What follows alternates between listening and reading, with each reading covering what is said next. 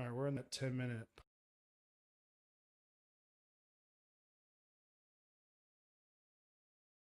I don't know. Any other ones? Any other ones that couldn't? So I'm not gonna sit there and say that you can't. Good. It'll be about a 10-second. Can they hear us? Oh, they can totally hear us. Cool. What I can do? Awesome.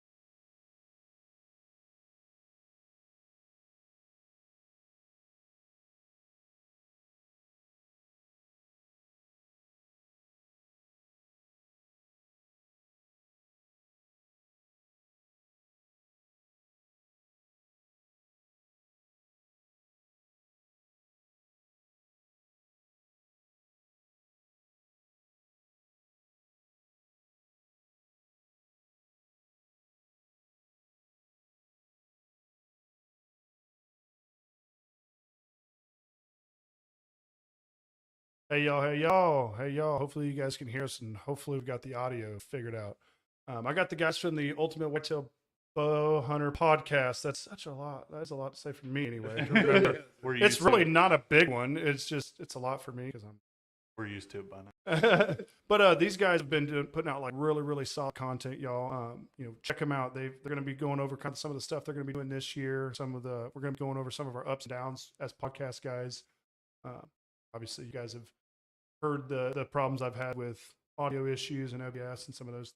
These guys, they don't use OBS; they use a different one, which is kind of even more cool. You can talk about that a little bit here in a minute. But we're gonna dive in. What I want to dive into first, before we do anything, is y'all tell a little bit about yourselves, what you guys kind of plan on doing for this season.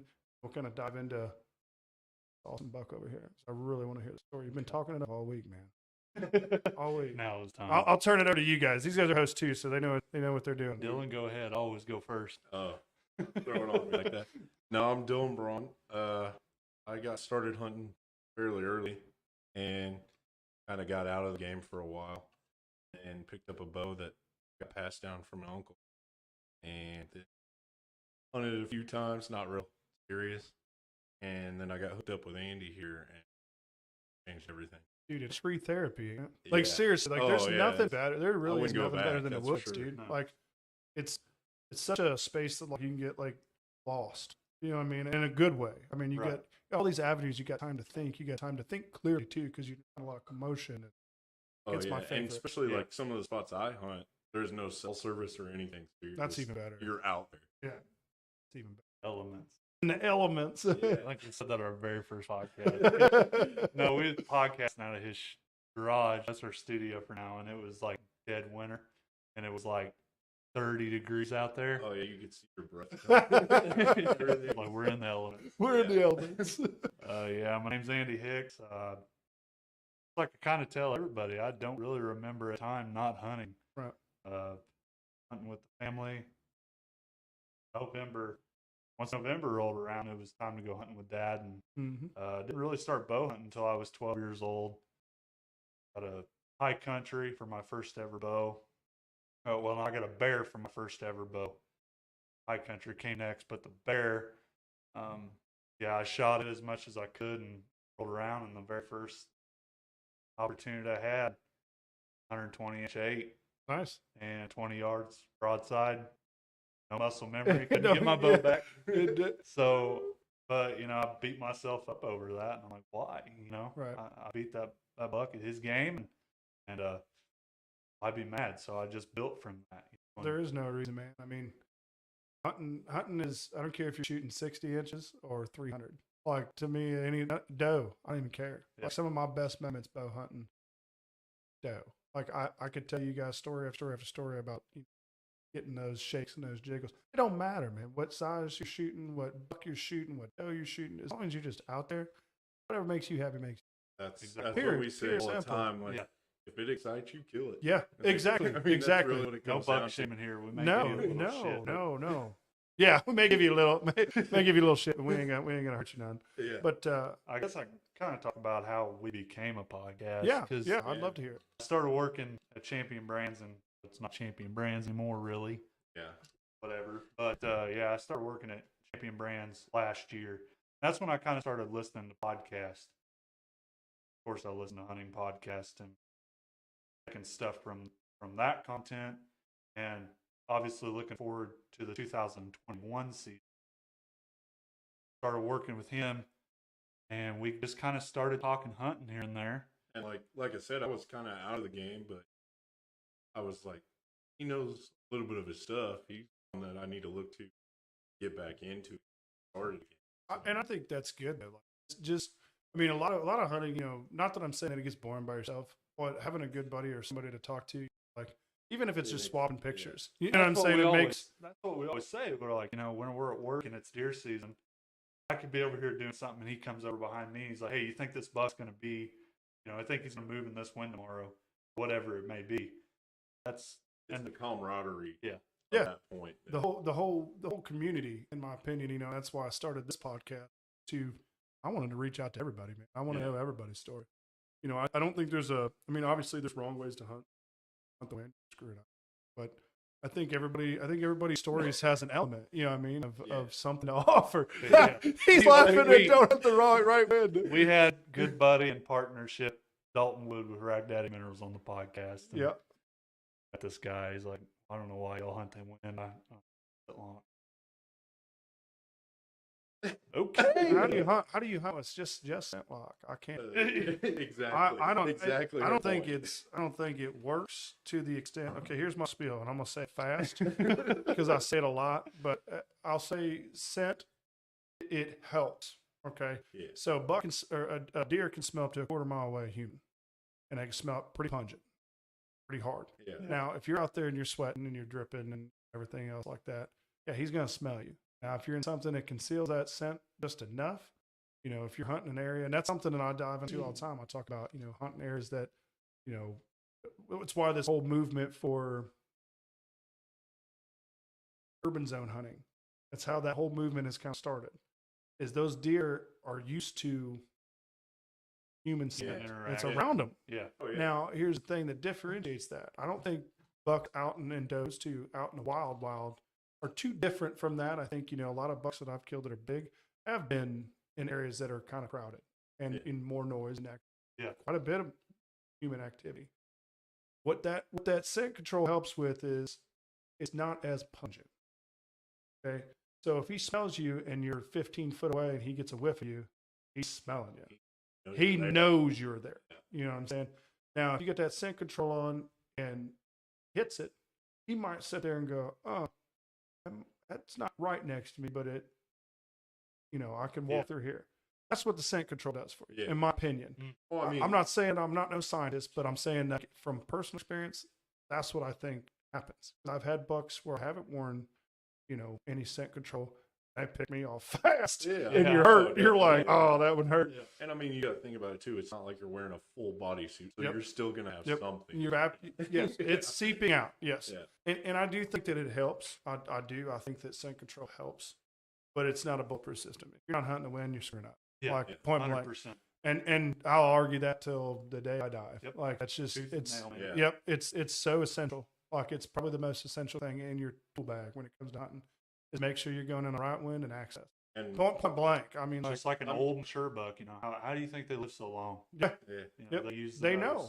And I'm a prime example. I never hunted the wind until I got with, and then this last year I shot my first one. Yeah. I got shot a doe. I mean, no, but that's, I wouldn't have ever had that chance. Right. I mean, I had her at 10-yard broadside.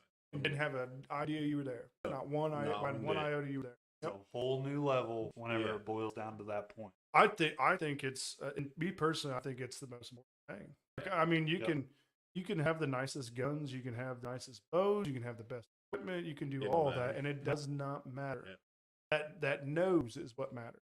It's your pattern. Being, you know, we were just talking about before we started the show was about thermals. We kind of dove into that for a second. I'm like, dude, that's a big deal. Yeah. I mean, and I'm not no expert on it, and I kind of, like I told you earlier, you know, I'm kind of an expert when it comes to my farm with thermals and just playing with windicator and different stuff like that, you know, milkweed, stuff like that, flipping in it, and just kind of watching where it goes.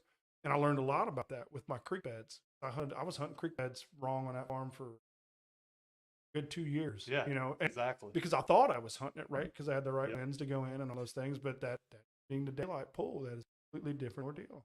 Like it can make a stand. Same exact thing. I hunted it all wrong all those years. Never killed a buck out of it. Killed those out of it, obviously. I did on which one. You know, and it's weird though. We talk about like the does. And if anybody that ever comes on my show or just even talks to me, those are probably the most important thing to me when it comes to a farm or hunting in general. I think that, well, it's the key. I mean, it's literally the key to your success in your own personal farm, and it's the key to your success when it comes to the rut. It's all the genetics are made within the first, you know, couple of weeks or 3-4 weeks, I think it is, in the womb of what that buck's going to be like. Her nutrition is the most important part. What's going to be on your farm? Her nutrition, 100%. Not only that, come rut time. Yeah. Like us. We don't want to go to a bar full of dudes. Yeah. You know? Yep. Yeah, no, exactly. It's the same exact concept. You're not wrong. And I talk about this all the time, and it's kind of something I've pulled from Tony the Pratts, Don Higgins, top dudes, the Dan Infolds even, like those guys are like serious what they do. And they're the best at they're the best at the best, what they do. And I firmly believe that. And I think something that I take away from them in general is we talk about that whole the dough and how important she is. Using that 20%. Like I was telling you guys that earlier, that is, I can't even stress it.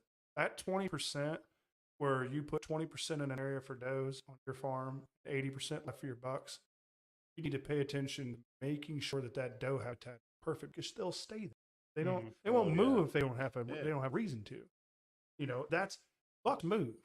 Does tend to kind of, and this is just personal, maybe on my farm, I don't know, just about anywhere I've hunted in North areas, they stay to their own kind of program. You know what I mean? Does do. Oh, yeah. I mean, even down by us, there's a group of like 20 or 30 of them stay in this one little area. Just don't move. I'd like to come down there and see what you guys got going on too some point. Yeah. Just because I like looking at that. Like I actually have more fun looking at doe hat. Like all my buddies are like, hey, let's go see a bunch of scrapes. Have a blast down there. I really enjoy understanding doe habitat because I feel like if I can understand it good enough, then I can make that % a real thing, for them to be in. It gives you more opportunity for roaming bucks. Plus, bucks know where they are. Yeah. Like everybody. You talk to that bar. Yeah. We know where the bar is at. We know where the bar is, don't we? We know where the bar is. We do. But yeah, it's like everybody focuses on where they want to put the bucks. They don't ever think about early season or before season. Well, I'm getting does. When the rut comes, you're going to have a lot of them. And I'm all for shooting. Like I think another thing that's big with the doe thing is age bracket. So if you've got consistent good bucks coming on your farm, or at least being born in that area, twins, whatever you want to call it, whatever you want to, consider good breeding and good, that doe is everything. Like if you've got giant bucks, it's because of some nanny does you have. It's the ones being bred. And, like I think that 4.5 to 6.5, 7.5, 8.5-year-old does, that is the prime. For me, that's the ones that most people try to shoot 5.5, 4.5 years because they're nannies and they stomp and they blow you out. But if you're hunting that wind, you ain't got to worry about it. But what does the nanny do? It's so much more easy to breed. Yeah. She's been down that road. She's not going to run a giant buck out of his area. Not. Yeah. And I'm telling you, dude, that 2.5, you want to knock some does out because you're worried about commotion, you knock 2.5, 3.5-year-old. Let the nanny sit in there for 3-4 years, then you let some of them other ones kind of filter through. Right. The ones that keep themselves, and if you've got a farm, managed it well, you'll notice the ones that stick. The ones that, because their patterns are the same. I mean, I've got 12 cell cams out of that farm that I'm on now. I could probably dang near tell you about wherever one of them's moving, what they're doing, their day patterns. And I've really honed in on that doe. Really, really over the last 2 years, it's just kind of become my passion as far as a bow hunter or just a hunter. Those does are so important, y'all. They're huge, man. I think it's the next thing in what we do industry wise. We've got how many products are there out there for bucks? I mean, thousands. Yeah. And there's nothing wrong with that. I think it's cool to get big pictures, nice deer. Looked at a few earlier now. It's great. It's cool. Yeah. But is that really his pattern? Or is he just coming there for food? He's coming in for mineral or food for that portion. That's like a lot of people I know. And like, oh, I got this picture of this buck last night, man. I think I know what he's doing. How many pictures you have of him? Well, I got 2. That buck knows what you're doing. Like that's a big thing for me too. I ask guys, when they say, oh, what's your history with? You've got a 4.5-year-old deer and it's the first time you ever seen them. You're not managing your property right. Exactly. I showed you a deer 2 or 3 years of pictures on one buck, in there. And this is the first year I'm going to take a crack at him. Yeah. Me anyway, my daughter, she wanted to take a crack at him last year. But dude, he's a stud. I mean, he's a giant 9. This is what he was last year, the year before. 9 don't very rarely get big. and like the thing about it is I waited. I had that. I've got a video I'll show you guys when we're done. I had 7 yards. Right underneath me, big old bristled up, ready to fight, ears all back. I could have smoked him. He had no idea. I could have jumped on his back. He had no idea I was there. But it's like, when I get to that, when I've kind of got that property, curated to a point where it's nice. It's nice to be able to sit there and go, hey, there's 130-inch deer consistently.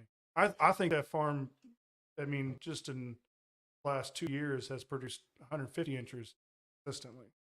And I showed you a picture of one that was every bit of 170, 180 inch deer.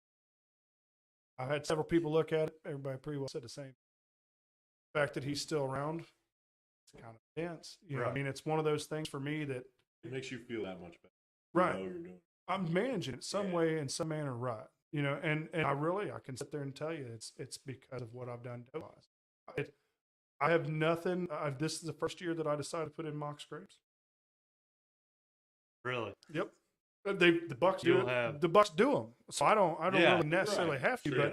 But I talked to a buddy from up north, and man, scrapes out, screwing up, and I'm like, really? They're that They intense. already do that, and they do, and they do. And I did. I kind of did a test with it, and that's kind of something I do a lot. Is I do a lot of tests. If you screw what up, works and what doesn't. 100%. Don't be afraid of the failure. Yeah. Because the failure teaches you. You know what I mean? Like, it might work. Yes, exactly. Exactly.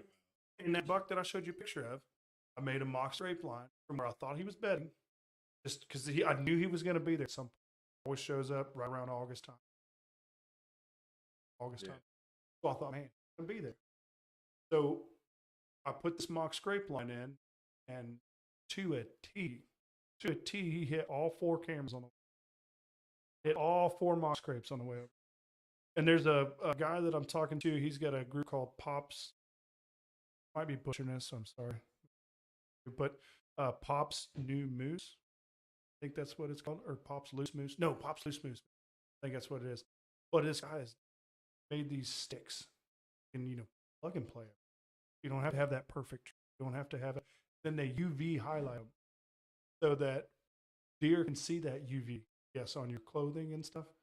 So he UV highlights them so that when they come out into a field, there's a UV enhanced leaf, like fake foliage on it. And so these deer are seeing it and they're like, what is that? You know what I mean? And they're going right to it. And so it's just kind of cool. Like he's kind of like a deer whisperer. He's getting it to he's getting them to literally do kind of what he wants them to do in a sense. And it gives you that real good inventory. It really does. But also keeps you out of spaces you don't need to position better. And so it's smart. I've never used the mock scrape. Do you guys use mock scrapes at all? We're talking about doing it this year, or at least I am. I have throughout the years, and I've gotten some pretty good stuff off of them. But it's not considered a mock scrape. I've worked scrapes early in the year. Gotcha. And had some pretty good luck off of them. Like perennials, where they're just year round. I call them fire hydrants, like a dog to a fire hydrant. Yeah. Fire hydrant, neighborhood scrape, whatever you want to call them. I work some of those up as well just to get them fresh. Do you have like a specific, brand you use as far as like a Rack Daddy? He has that leaking pre-orbital scent. Yep. And that's another thing too. Like there's guys out there that put the piss on the limb, and it's like, well, what's weird? It's kind of funny. I witnessed it. This pee on his legs and through his legs. Really? Yes. And I thought that was a myth. I really thought to a T. I was like, I've never heard of that in my entire life. That's crazy. Yeah. Rub his back. Constantly learning. Rub his back leg. I watched him pick his back leg up, rub down the side, and then rub the tree. I've watched him pee into a spot. I've watched others tend to that pee on another buck. Yeah. It's weird. And I'm not saying that's every buck because, we talk about that all the time. It comes to different deer. A deer are going to do what deer are going to. I've had bucks that do the same thing every year. Yeah. We're not a lot different, man. We're similar, but we're right. It's kind of like, it seems like every time I get into that conversation, of like mock scrapes, there's a lot of people that have different ideas. And whether it works or not, I don't know.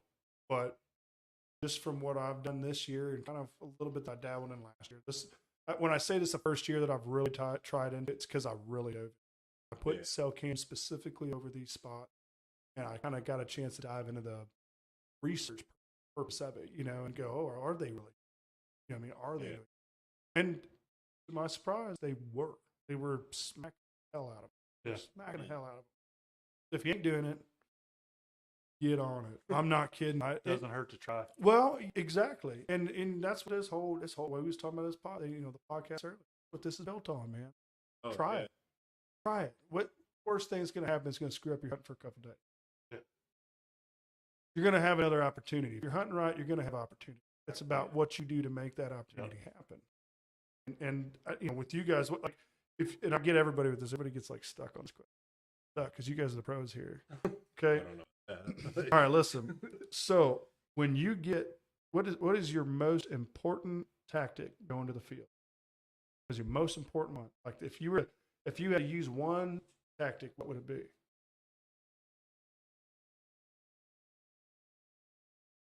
I would say entering.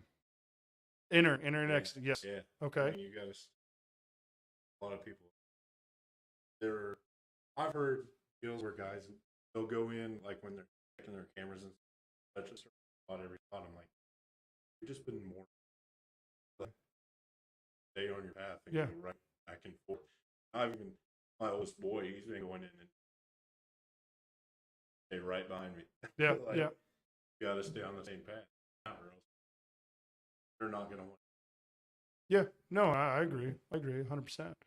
I mean, I'd say like, and my biggest, I was always talk about my biggest is win for me. If I were to pick one thing that I know to stay true on, path for me, entry is like, that's 80%. Well, that's one of the things that killed that buck right there. I'm telling you, dude. If I would have walked in how I have ever since I started hunting that spot, that's where he walked. Right. Oh, so you were walking dang near his path. Yeah. And that's why he was 9 times out of 10, I approached a different way, and 9 times out of 10, he would have picked my ground scent up. Yep. Anything could happen, but played back. I'll give you that. Dude. I'd say 80, good 80. It's kind of a weird question to ask, and I should probably specify, but because you have your things you do before you go out, you have your things you do on your way out, and then you have your things. And well, at least for me, that's kind of my thing. Or experience it.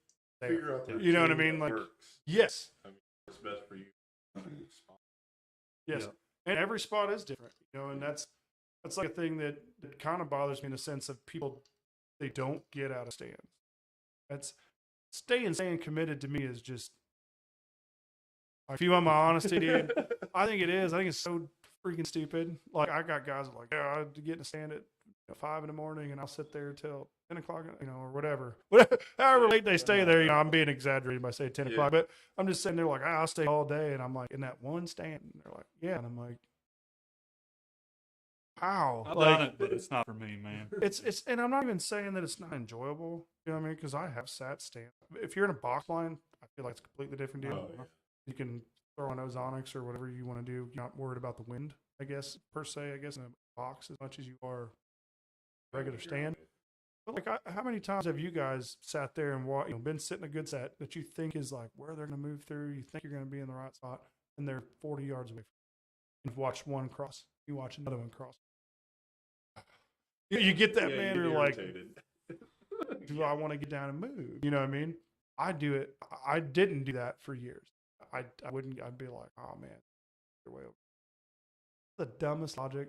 That was the dumbest logic I ever had. I missed on good bucks, good opportunities, and it's getting out and moving that extra 30 yards, 20, even if it's 20 yards. Wait for that little downtime, then deer move through, get back, get down. We was talking about Yeah. We was talking about THP a little bit ago. Yes, I specifically remember a hunt that Ted did. Yeah, in Missouri. Yep. The bucks was walking that one trail. Yep. After they got out and left, they gave it a little bit of time. They went down there and they ground hunted. Yep. That big one that night, he's a freaking stud too. Yeah. But that's exactly what I'm talking about. Yeah. Like that's exactly what I'm talking about. The biggest person. It's kind of funny you mentioned THP boys. I remember that episode too. T actually went on the neighbor's land, private land. They had to get permission. Yep. All good stuff. Oh, it's a cool story. Yeah, but that whole the guy that got me into that, getting out of my stand, he is a THP guy. Zach Farrenball. Yeah.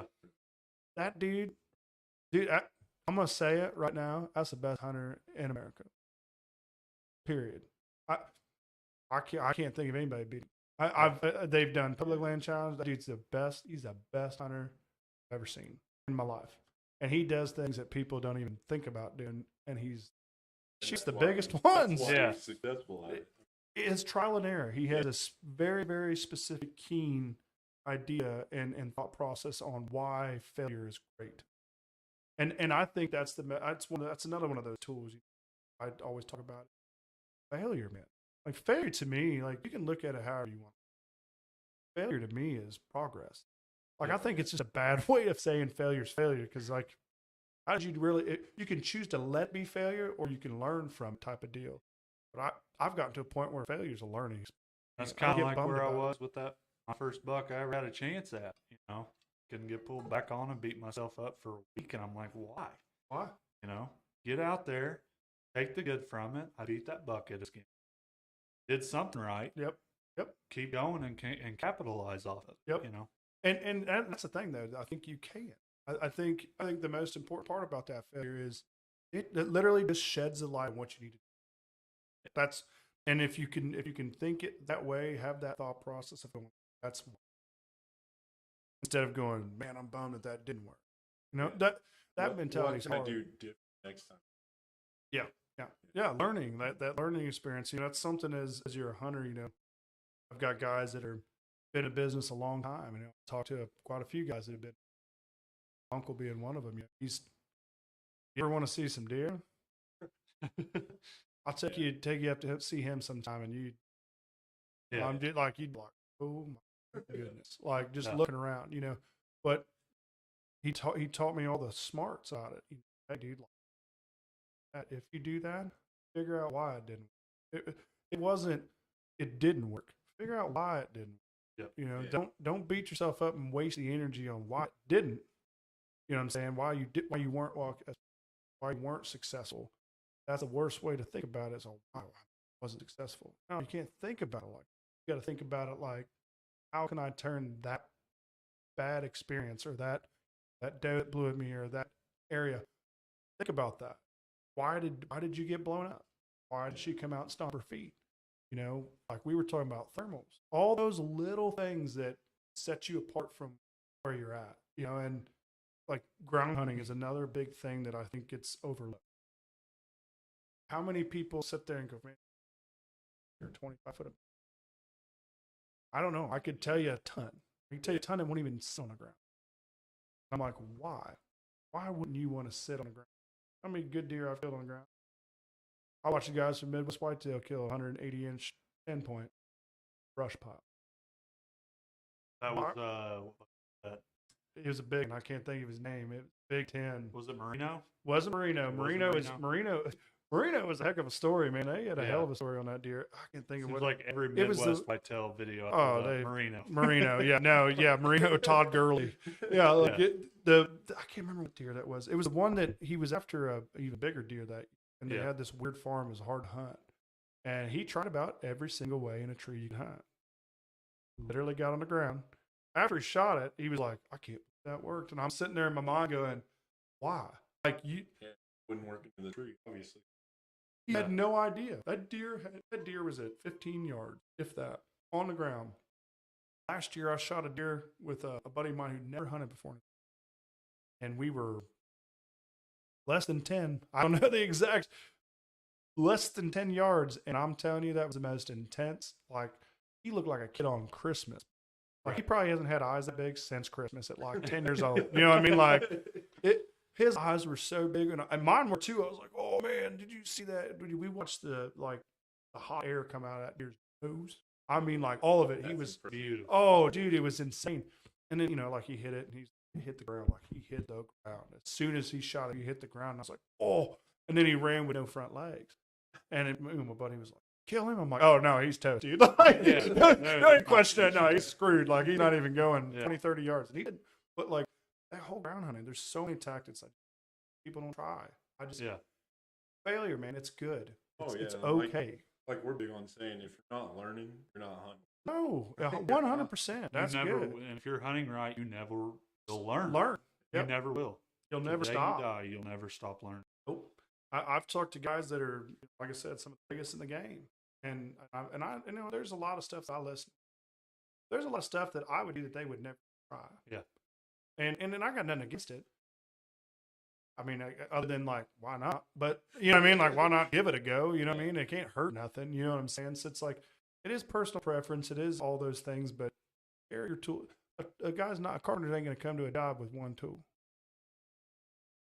He's going to come with a whole tool belt, and he's going to build your house. Yeah. You want to build a big buck? You bring a big tool belt. You know what I'm saying? Like, that's exactly how it is. You want to build a big buck? You bring a big tool belt. I mean, okay, so we went down a rabbit hole there for a while. Not that I'm mad about it. That's what podcasts are. That's what podcasts are for, is rabbit holes. I feel like they go hand in hand. Yeah. But, let's talk a little bit about what you guys' plans for this year. You guys got target deer and everything, the draft. I've always been. Yes, that's awesome. Yes. Hey, I've got one more slot for the east portion. You and him, you come up.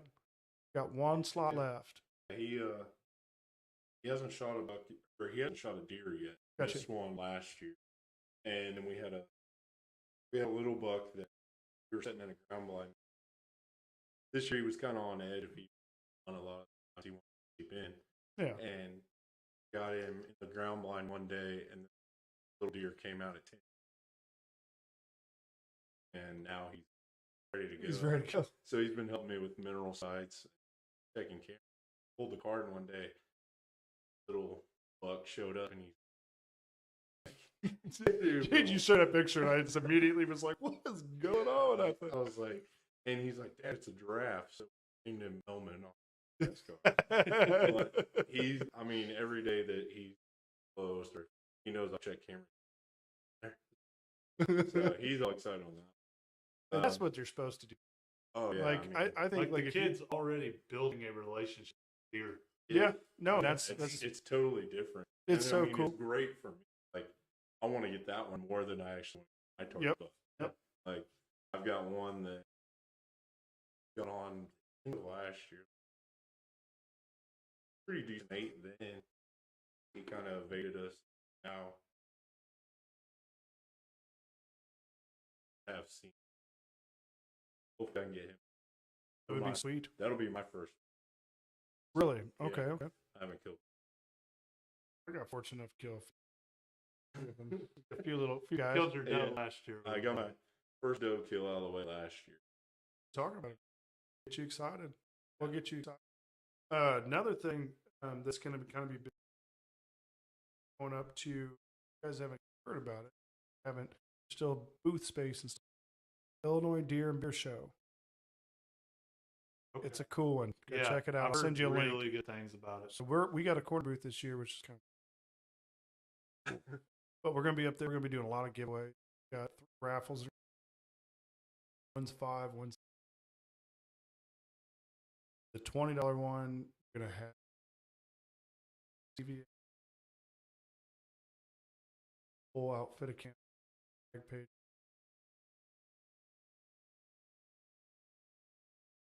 So $20 gets you a lot if you win it. Yeah.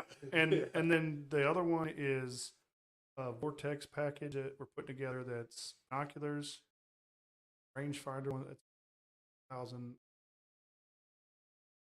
hoodie and a hat. Right. And then there's another one that's going to be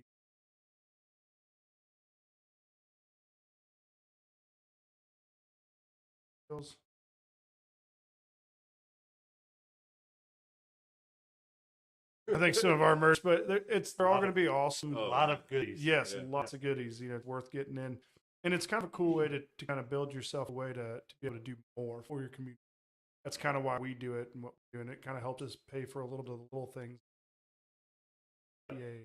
stuff like that. But yeah, and then some of it we'll donate to. We'll have doing some stuff with some work.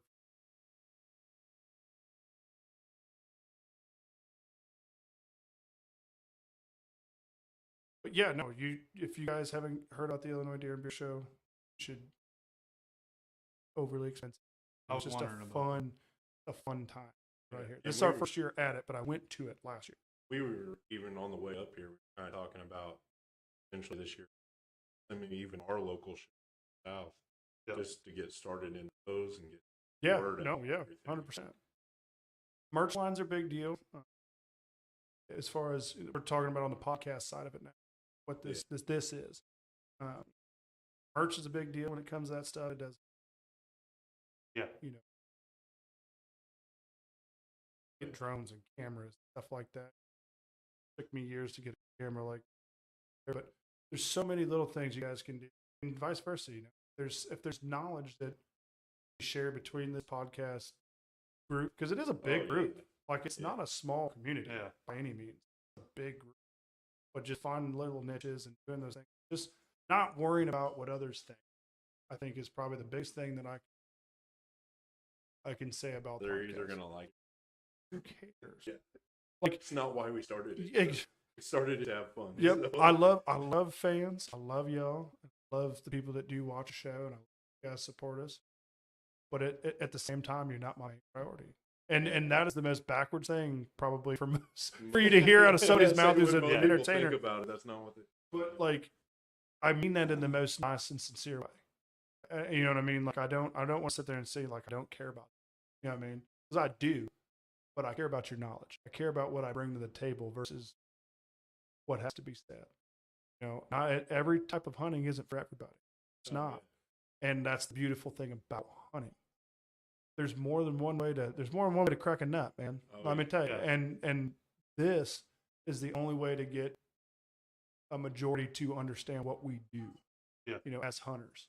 And it's kind of up to us. You know what I mean? As far as podcasters and people that want to bring this content to. I'd rather hunt with 5 of you guys than I would somebody who doesn't know anything about the industry. And where do people go when they want to find something? Like, they go to this. Yep. Like, I've used YouTube like 7 times this week to put a bed frame together. All right. Like, so like, don't judge me. You know what I mean? Like, I use it. It's there. You know what I mean? Yeah. And so that's what this podcast for me was for. And like you guys said, you guys wanted to get started in a sense where it felt like camp. Yeah, I hit home, man. I'm telling you, you guys should do that idea. Yeah. I think you should. We'll definitely look. It'd be so cool. Yeah. Have me up for it. I'll come. Don't worry. I would love it, dude. That's such a. I just think it'd be fun. Too, really. I think it'd be fun, dude. We plan on doing a couple of those. I think it'd be cool. Deer hunts. Mm-hmm. Actual camp. Yep. Type of vibe. Well, that's what we're going to do. I'm going to be doing a lot of that, like throughout the season. I was telling you earlier how we kind of set up. The podcast will kind of die during the seasons, as far as like every week stuff, because you don't want to be stuck to a Saturday. You know what I'm saying? Like, we're at the end of the day, that's kind of where I mean by my fans. Yeah. Like, I love y'all, but I'm still gonna hunt. Like, I've talked to too many. The wind, so yeah, you don't know. You can't sit Saturday and then the wind be perfect. And you're like, Yep. And that it takes that stress off you during that season, in my opinion. I watched a podcast had Bill Winky on, old Midwest whitetail owner, and it was just kind of weird when he sat back and said he wanted to step away from it, but I kind of understood it after. Kind of doing the quest hunt, stepping into the pro world, I guess I should say. It was like almost stressful. You're like, man, I'm enjoying this, and that's kind of why when I decided to start this podcast, I was like, look, I'm gonna hunt when season, and if you get a podcast of me out on the weekend with the boys, or if we're in wherever we're at hunting at the time, we decide to sit down and talk about our hunt. That's how that podcast. But as far as a straight every week, I'm not going to guarantee it because I want to hunt. Yeah. I mean, we talked about doing the public land challenge. We want to take ourselves up there, and that's what we want to do after I get back to base. We should collab, dude. We should collab. I'm giving away a spot on the show for Big Buck Chronicles next year, which I'm booked out for 2 years. Awesome. 2 seasons. And that's just the ones that I accepted. I had 2,003 applicants that came through, and I'll get to y'all. That sounds kind of terrible when I say it that way, but I will. I promise you, I'll get to all y'all that tried in for it. It's not because I'm picking, and choosing. It kind of is, but it's not. Yeah, like I'm not trying to pick, the biggest of the biggest. I don't care about that. Even though it's called the Big Buck Chronicles, it's more of a. I'm trying to get. You know what I mean? I'm trying to get a lot of those guys that a lot of knowledge. Bounce ideas back and forth. And bring me something. Yeah. You know what I'm saying? You Like want that the I guys can. with the good stories that learn from. Yeah, well, I mean, 100%. really.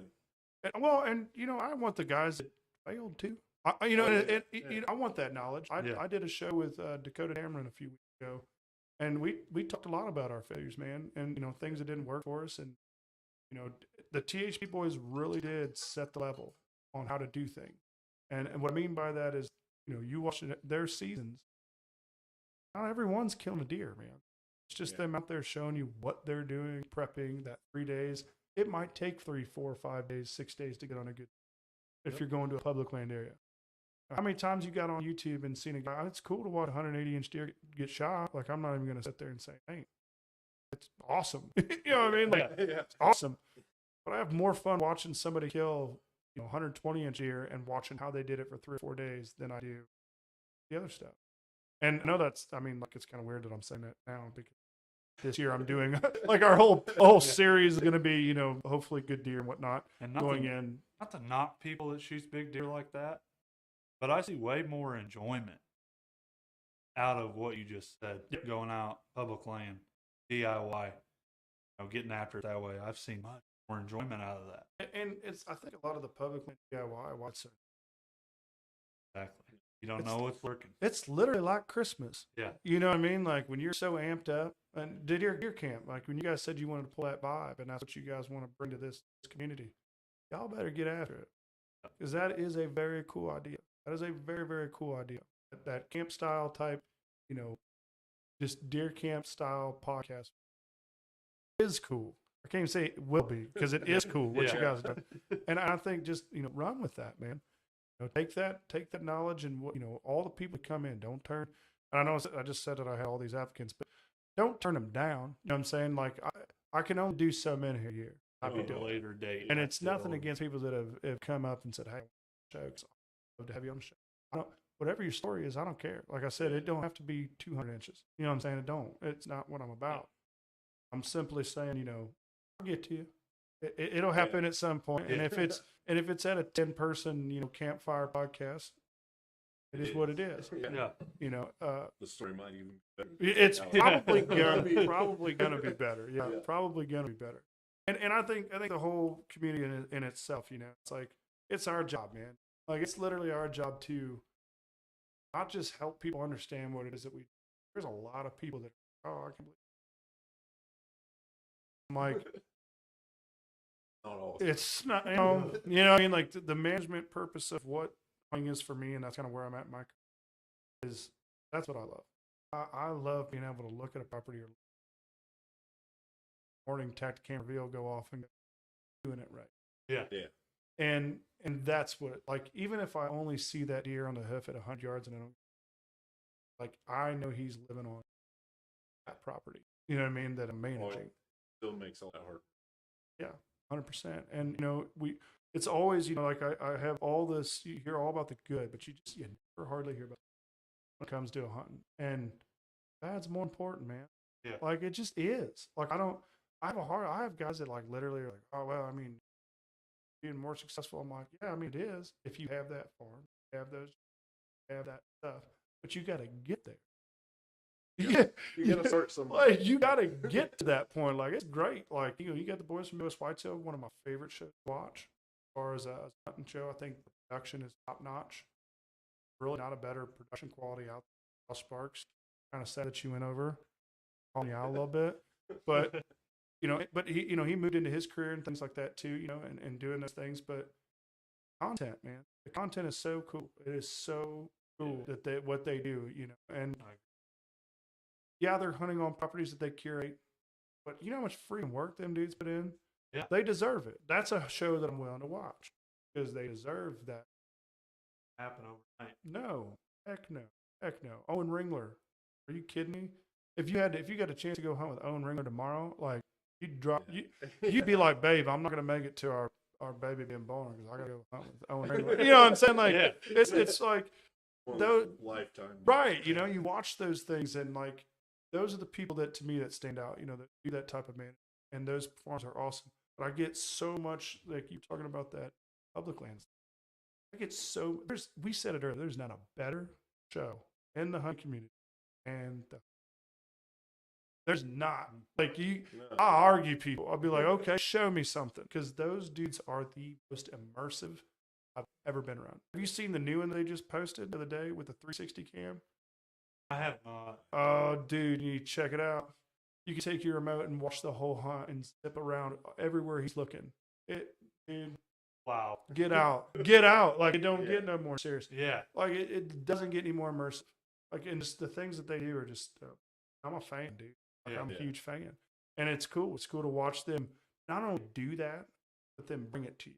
And then tell you, send you a link. To do that. No, they tell you how they do it. They literally tell you, I bought a 360 cam. Here's every link on how to do it. 500,000 people sub to the guy, you know, and that to me is the most beautiful thing about this community. You know what I mean? Like that for all these years, we've been like trying to keep these secrets on how to kill big deer top tier. None of that matters anymore, in my opinion. I think there's so many hunters out there, and but having that amount of hunters that are successful in what they do, and you have, and that's what the hunting public is on. I think that's top tier. I think it's just as good as it gets right there. There's no better. There's no better than that. And there's a lot of other guys following suit, you know, showing and telling you how they do. That's why I said Midwest Whitetail. They're like the mixture of kind of like the THP and the. If you were to take THP and Drury Outdoors, Exactly. and they had a love child, it would totally be Midwest Whitetail. You know what I mean? Like, because they try all the fun, crazy stuff and they do all that. But I mean, those are, if you're out here doing a podcast, if you're out here doing a hunting show, aspire to be like, even the Drurys. I can't even sit there and say I don't love them because, like I said, who doesn't like watching giants get shot? Yeah. You know? But everybody's got to each their own, you know, and that's kind of this, podcast world I think brings to our hunters. You know what I mean, they're kind of, it's our, like I said, it's like being a teacher. You know what I mean, it's our responsibility to let them understand, you know, what you should, or this might work on your farm. Give it a go. What can it hurt? Like you kept saying, what can it hurt? Nothing. In my opinion, nothing. But I've been wrong. I've had big deer evade me, and I went at 54 yards last. It one hurt. But when they come back, it just experience so much. Dude, one of the neighbors found a supposed shit. I haven't, but of that, I'd like to see it. That deer. I mean, I don't get nervous. Like, I'm just not like, I'll shake like a leaf on a tree after I. But in the moment, I don't get the shakes. I just breathe. That moment afterward, I'm a mess. Yeah. But that deer had, dude, that deer. That's the first deer that's ever made me go. Like, oh, dude. I mean, you know, you got 170 deer coming up, walking to decoy. Can you do? Oh, but and it's just, it was like the longest. Yeah, dude, I felt like SpongeBob when he's like 10 years later. You know what I mean? I was like, oh my goodness, I have a heart attack and fall this tree before this thing comes out. But yeah, man. Like, so tell me, guys, what do you guys plan on doing for the season? Switch gears here a little bit, but like, what's your season plans? You know, like, you guys gonna hunt home farms? You gonna hunt some public? What you guys planning? Yeah, I'm gonna hunt a little bit of both. Really, the only private piece I have is my folks' farm. I call it Home 40. Really, the only private piece I hunt. Do you ever door knock? Like, just ever go out? I do here and there. It works. Success rate it's was mainly pretty good. You either get slammed in the face or you get it. What are they gonna do? Tell you? Well, No? yeah. Most of the time when I do it, it's for does. Okay. I'm just trying to put me in the freezer because, like we was talking about earlier, on 40, there's not a lot of does out there. So I don't want to kill what does I do have. I could go anywhere and kill a doe. Right. I want to hunt a little bit of both. You're gonna have to send me the arrow, because I'm gonna have to die. That is odd, you know. Like, it's a weird. That's a weird thing. Like, you got mature bucks. You just must be in the most transitional piece in the whole area or something. Because and that's not a bad thing. We talked about that earlier. You're not seeing a lot of guys. You're not seeing a lot of bucks in the summertime. Don't be upset. Like it's good to keep the cameras. That's good to keep and try to see what comes through. You're gonna have those bucks. They're probably gonna come back. The reason I say that is because you got one buck that's showing up, and like I said, this is percent just my farm. You got a buck showing up evening or a buck. You're on his pattern. You know what I'm saying? You're on his pattern. At some point he's walking through. You know what I'm saying? And it's you have all these guys who are like, wow, he's completely nocturnal. Well, it's because you haven't given him a reason to be daylight in here. That's all that is. It's something. Like he might be daylight on your property 200 yards the other direction, 4 hours, then just meander over to the spot. You don't know until you put the work in for the cams and that's probably one of the we talk about like what's serious, what do you bring to the table when cams are a big thing. Yeah. But just for me, I use a lot of them, and they're all research. It's not because I want to have 50,000 pictures of bonus. Yeah, it's cool if they're doing that. We'll get into a lot of that when we get into the story on that deer. Because let's crack into that guy. Let's crack into this guy. Cams was a big part. Several big things killed that deer. Let's talk about it. Let's hear it. I'm ready to hear it at this point. I'm gonna pour me more scotch and we're gonna hear about it. So season of 2020, I ran cameras. I normally start running around June, July-ish, late June, early July. Just curious? What's your reasoning behind that? Just not trying to put you on the spot. When basically the reason why I do it is I don't run a lot of cameras, but when I do run cameras, I'll run them seriously from, like I said, June all the way up till March to see what bucks have shed and what bucks haven't shed.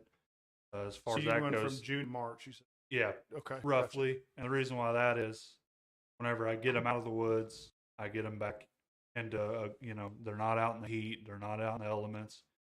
Take time to change your batteries. Just do some cleanup maintenance. Maintenance reasons for you. Yeah. Of course, you're gonna have to change batteries as you go. I'll tell you what though, as far as batteries on a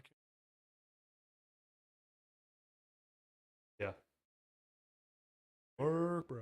And the cell cams, That's a game changer. You're right. You ain't kidding. That's a game changer. That is a game changer. I screwed up, and that's the first year I've used them. I've been, how many times, how many batteries of, there's probably batteries on my farm. There's probably batteries on the farm. Yeah. Laying somewhere. But anyways, started running cameras in summer of 2020. I got a real wide 9 that had a kicker on the inside of its main beam.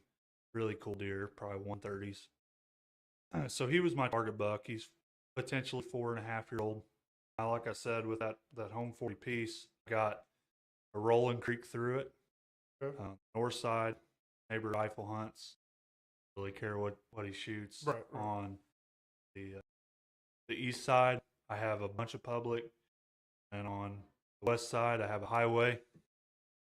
People across it. Actually, the person that owns that is the manager for Cabela's in Kansas City.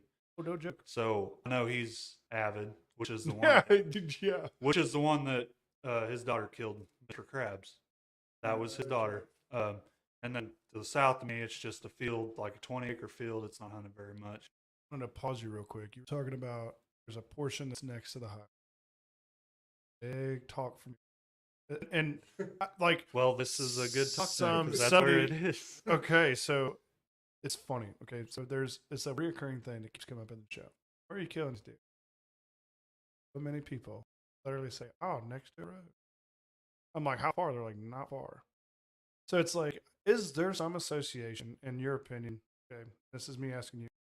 I think bucks go into areas because it keeps them from having the distraction of everything. Potentially. I think it's something we need to look at. Yeah. Something around there where it almost covers it when they're moving. Right. So a big buck, mature buck, a lot of times why people have, they say, shoot the doe, shoot the doe, shoot the doe. Bucks don't like being around does, but only for 4 weeks out of the season. 2 weeks in November and a little bit in December, at least here. They'll congregate with them and they'll go out and there eat. A lot of times you watch bucks run fawns, does. I really, really, really think there's something on the kind of noise thought. You know, like bucks are a little bit spooky as it is. You know, they're a little uneven most of the time, especially when they get. And it's kind of almost like maybe they are kind of using that noise as like a buffer. You know what I mean? Like a thing to keep them away from being nervous. It's a spot that they know the noise is there all the time. So it's like in there. Or potentially they know the noise is coming and they can get out of there if they need to. Exactly. You might be, there's got to be something to that noise, that ambient noise of cars or tractors or whatever. We had a buddy of mine that killed a 204-inch deer yards from the road. 40 yards from the road. Mine was a little bit more deeper.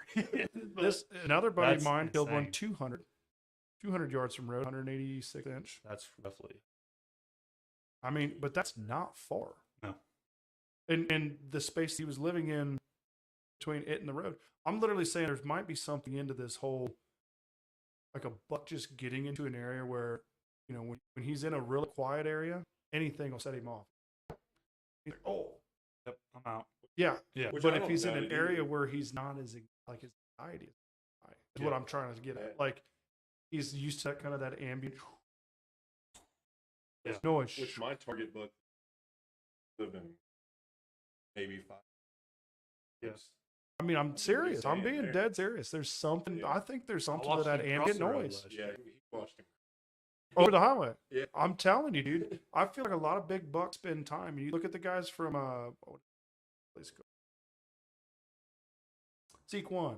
Oh Okay? yeah. They do all that suburban hunting, dude. They're killing 200-inch some odd deer in an area where these deer aren't bothered by noise. Yeah. And it's like they can be okay with, hey, your neighbor from a car or this, but they don't like that through their stuff. So like I'm thinking, like I'm starting to kind of pick the more I talk to people, there's something to that hunting closer to the road type. Yeah. It's something that I think I'm gonna dive into it this year, especially on Pokeland. I'm gonna be hunting Ohio, and I'm gonna be hunting close to the road in Ohio. I'm really gonna see what these deer are like. You know, I think these mature bucks, you get shot at, and all these other things. Think about another thing. How many hunters hunt next to the road? Yeah. Ain't very many. You go into public land, where are you going? Deepest corner you can find. Yep. Where's that buck going to go? He's going to live right. Dan Infalt said it all the time. I'll look at where a guy's parked, or I'll go to an area, there might be 20 trucks there, and that's fine. I'm going to track to where you're not. Point blank. I think this whole, really, really, really do think there's something to this whole, like, ambient noise. I don't know how else to say it other than I think there's something to it, man. I think I had a buck, that giant that I was after last year. He lived, dude, I'm not kidding, maybe 100 yards off the road. Maybe. In a little creek bed flat, side of a ridge, and he didn't move out of there. The only reason I didn't hunt inside of it because it was really, we were talking about thermals and stuff like that. There really was no good way to hunt it. And I tried to hunt it. And that's why I think I screwed it up and moved to the neighbors a little bit. I did try to hunt. I tried to hone in. Work out to my favor, but it is what it is. Yeah. It should have. Didn't. But, you talk about that ambient noise, man. I really think there's something to that. Like, I think there's something that it might be kind of an anxiety filler. It might be an anxiety help for some of these mature bucks. Talk about 4.5, 5.5, 6-year-old bucks. How many times they've been shot at? You see them bucks sitting on the countertop out there. Y'all would have shot at all those. Like every single one of them. All of them were 4.5 plus. Yeah. I take it back. Other than the one, the Big Ten in there, he was 3.5. But which that's what I was getting. That was kind of a free show thing that happened with him. The home 40, all the pressure that's around it, inch half or older. Gotcha. That's kind of what I shoot. Yeah. Funny, he was 2.5-year-old. Got pictures of this in here. This one, yes. Reason why I knew it was him is because I left main beam there, kind of did that arch at the end. A little curl in there. And it was a smaller fork last year. Right. So instantly I got pictures of him last year or 2020. I'm going into the 2021 season. Got more pictures of deer. I think he may have been the second deer that showed up. I had a really nice stud 2.5-year-old 9. He's a mainframe 8, but he had a kick off his eye guard, 8, 9, whatever it is. But anyways, just a real nice 2.5-year-old deer. So didn't want to shoot him. That's the one you showed me earlier, right? This year. Got pictures. That's a different deer. Oh, okay, that's a different one. Okay, I was thinking that was the same one. But so, oh heck, that's not a bad problem to have. So this buck right here showed up like a day or two after that 9 showed up. I got pictures of him. Like, wow, full velvet. Like June. So it was kind of hard to see what he was going to be. Right, This is the 2021 season. Hard to see what he was going to be, but I could tell the big distinct fork on the left side there. Like, okay, he's going to be a cool deer. Mid-July rolls around. By this time, I'm running. I don't have. It's a cattle operation, is what it is. Gotcha. Cattle's on it, so we feed corn, minerals, anything we can to help the deer. Gotcha. Cows won't bother it. They normally don't. That's kind of weird. Yeah. It's not. It's weird. It's not that is bad. really weird, dude. They say out in the field. Here's the secret. Yeah. Okay, I want to know because I'm dealing with it right now. Don't pour it in a pile. Spread it. Spread it.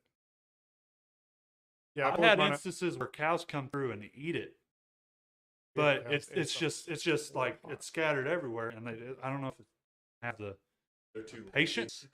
Well, there's not enough. Yeah, they're not getting enough out of it in one area. In one area, and that's what I'm saying. Like I found that way you get more longer picture periods of deer because they got so much to browse on. I'm glad you said that because I'm literally dealing with that. That's what I do. I'm literally dealing with that same thing. My dad actually bought his family farm,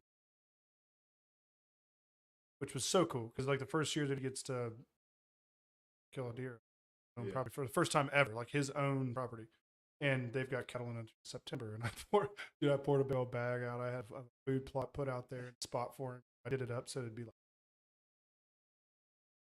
yeah. They'll tear it up. You leave it, you're like, there's gonna be a mondo. Oh, there was a mondo. He was about 2,000 pounds. Yes, and Black exactly. Angus. That's what it was. Exactly. He was in it every day, and same with the other ones.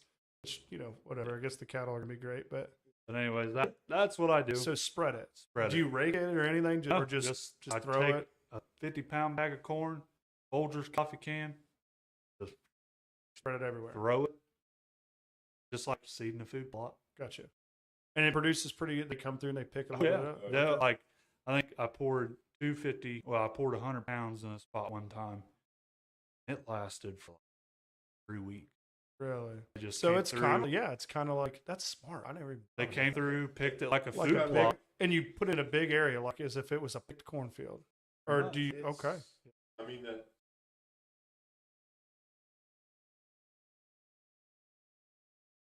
Yeah. So, I'm doing that, and that's smart. If you got cattle, guys, you heard it. But I'm serious. Yeah.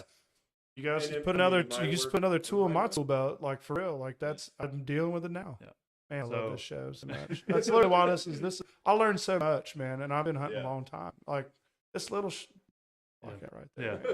Yeah. It is, man. Good Lord, it is. Meantime, I'm getting pictures of bigger deer. Old bucks, 4.5-year-olds. This buck and then that 2-year-old. I think I had a total of like 4 or 5 shooters I wanted to go after. By July 15th, you can kind of see what they're going to be, kind of looking at them, studying them, and there's so much to choose from. Like, I just That's don't not know. a bad thing. I know. It's just like, I don't know what I want to hunt. Meantime, I had a buck that it was 10 last year. Came back, or 10 2 years ago. He came back last year. And that was one of the bucks I wanted to hunt, which I'll get into why I picked this deer. July 27th last year, I got news that a really good high school buddy, we didn't go to the same school, but we was really good friends in high school, hunted together, and after high school, rode bulls together, all sorts of fun stuff, and actually found out he passed away Sorry to hear that, man. Yeah, and Got one I carry with me. yeah, I do. and well, he'll always be there Yep. from on. Yeah, didn't believe it. Happened. Following week, we went to his funeral on a Sunday, and I had plans to go out and check trail cams that following Tuesday. Like, okay, well, on the way to the funeral, just thinking about him. The next shooter that I have for shooter on my farm, if it is shooter, that's the one I'm going to for him. Gotcha. I'm going to take that as a way for him telling me, hey, you need to hunt this. Yeah. I would like you to see you kill this deer. Like, I'm going to do that. So I go out, check trail cams on Tuesday, and literally spot where I killed that deer. First picture. Was him? No does, no other bucks, Just him. just him. No other deer around that I knew I of. guess me goosies. So from that moment on, I'm like, it's game on. Yeah. No. And of course, the deer's on corn. So he's coming to the spot all the time. Right. By all the time, I mean, some days he was showing up right at daybreak, or right in the morning, right when the sun starts coming up, show up at dark. Whereas other days he'd just show up in the morning. So pretty. He's pretty consistent then. Yeah, I mean, like for the most part, patternable, coming to that spot. Getting closer to the season. Of course, September 1st hit. You know what comes after that?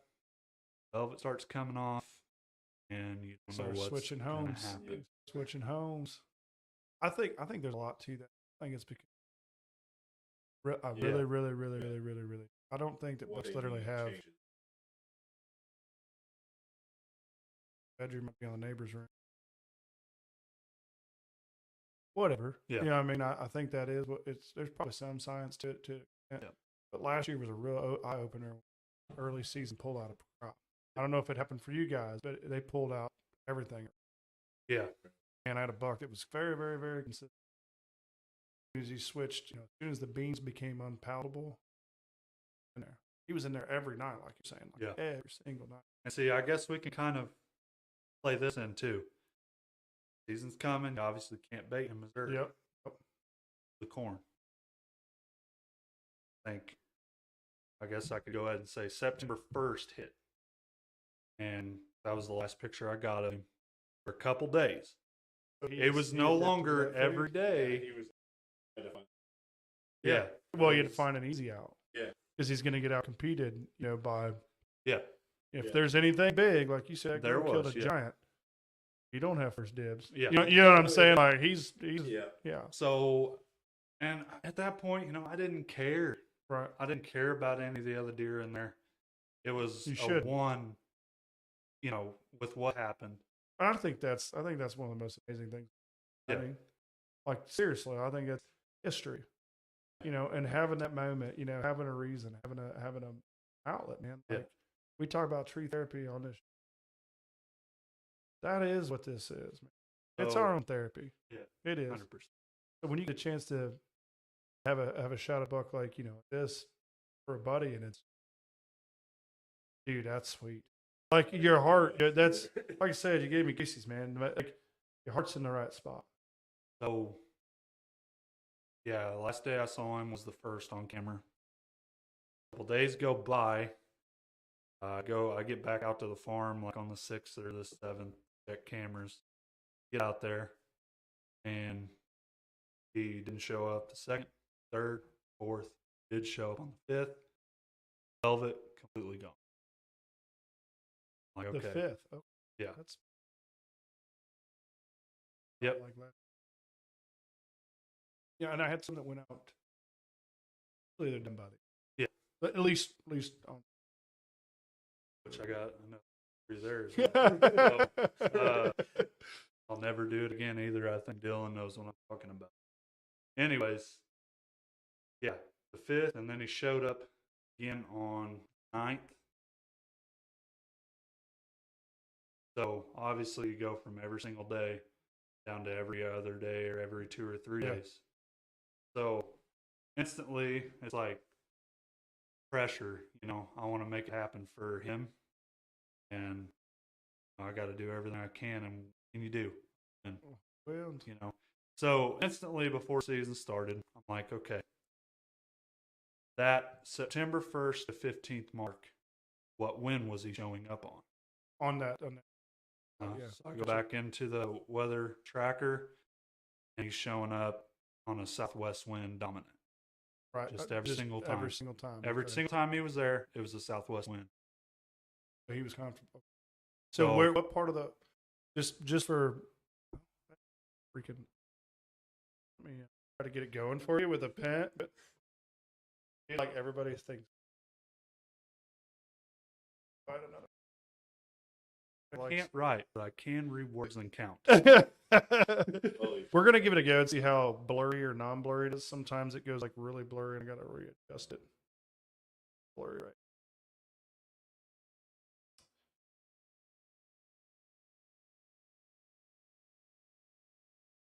Make it not. Which way is this camera kind of facing? Will this be north? To me, yeah. It can be whatever. It can be whatever you want. You can write north, south, east, west, so people really know what you're talking. That would actually probably help. Gonna go back to. It's gonna show me for a second, y'all. Hey, y'all. And it's gonna go back to this one. Hopefully less blurry. Oh, and it worked. It did work. I don't know why. I did. So I looked up a tutorial on how to get that glass out.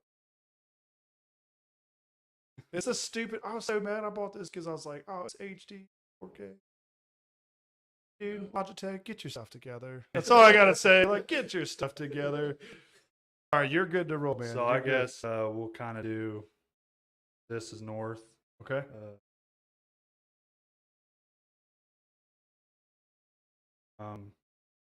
So our 40's like right here. Okay. This over here to the east is all public ground, real thick public ground. Okay. This is the neighbor to the north of us that hunts. So that's the Cabela Zone to the north? This is the Cabela Zone. So there's also, this is the road right here. Okay. But this is the road right here. The Cabela's people. Okay. Just an older lady here. And that's pretty much the layout of it. Okay. Where's the eraser? Because I didn't. It's on the end of it. Didn't draw it big. Well, I got a feel. We got a feel for what you're doing now. You can just. No, I get what you're saying though. Like, yeah, I'm gonna draw. Just draw the 40. That's perfect. So, there's a creek. So this is the house right here. There's a creek that comes right down through here, kind of runs through the property, and goes into public. Okay. That's how it lays out. So with that public, the reason I'm saying this is it's like when you say thick, you mean like it's thick. prior. Oh yeah. All the way up. Yeah, Okay. like Okay. Get off the. Yeah. I'll walk through Yeah. Yeah. Okay. Okay. That's big buck habitat. Just throwing out right there. Yeah. Like that's And so our timber kind of runs, this number, and the big finger that comes out here like that, and the timber kind of goes down into. This is all timber right here. Okay. And then the spot which is here, that's pasture or cattle pasture? Yeah, this is cattle pasture. Okay. Gotcha. Now, this particular spot where this camera was would have been right down here. Okay. Really close to public. Okay. Do you have problems with that at all? Ever? No. Never? No. Okay. Most people don't, but I've heard. Yeah. Okay, cool. So, yeah, like I said, running the camera down there. And obviously, southwest wind blowing this way. Yep. The deer was. So he was probably coming out of that bedding from Yes. and going right into the wind. So they're up in here. There is a cedar thicket you can't even hardly get into. Yep. I got one of those on the farm too. It's And called the crab claw, and you ain't walking It's through like it. 60, 70 yards from the stand, potentially.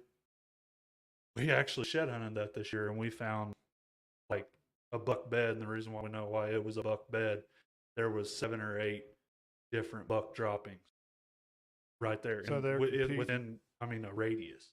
So as far as that property goes, Where is the majority of your oaks? All over. They're all over. It's like a beautiful thing and a bad thing. Dude, I have there's a ton more oaks on that property than I've ever seen. Yeah. And it's like, it's bad. Like, Yeah. I don't know how to explain, because it's like you can't hone in on a spot that they might be traveling to get acorns because they're freaking everywhere. Yeah. Like, it's almost too good of a paradise for deer. Yeah. Like, I know that sounds dumb, like, but you can overdo it. You know what I mean? Yeah. So personally, there's a cedar thicket right here. There's a big deer trail that comes kind of right into the stand. Okay. Where my stand location was. Jump the fence there all the time. But, all in between that trail and the cedar thicket is just thick briars. Mm-hmm. So I know the bedding's right in there. We was always getting that deer on camera early in the morning. Right. Or right before dark. Some days it was a little bit earlier. So is there any crop around there? There is. The people that border the Cabela's people, they actually have a big bean field. He's probably transiting through there. Yeah.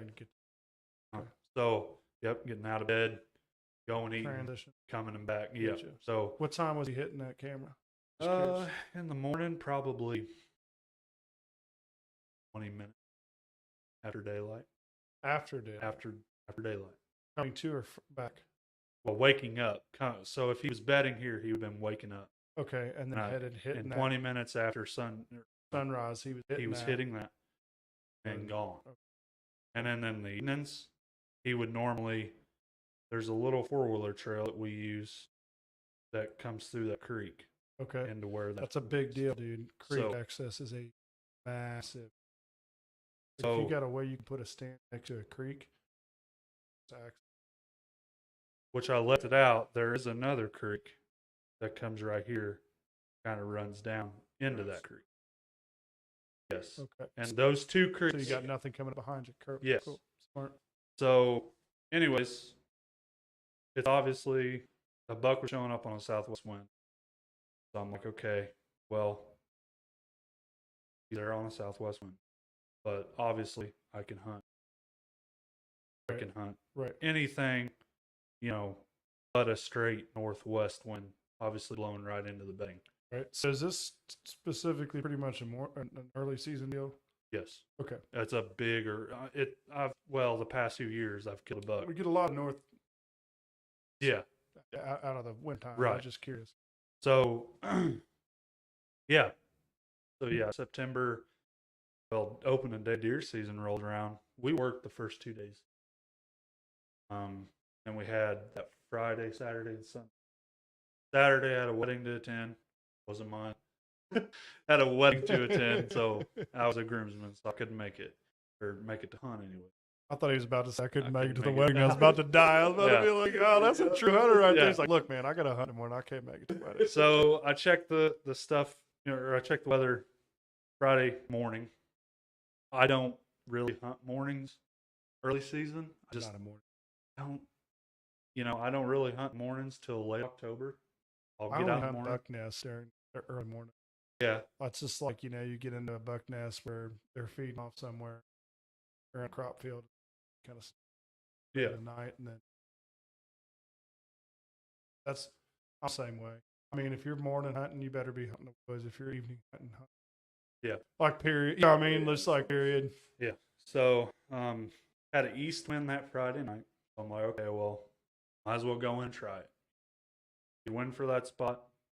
So I go in and try it. Saw a couple deer, a couple smaller does. That's about it. Got out of the spot.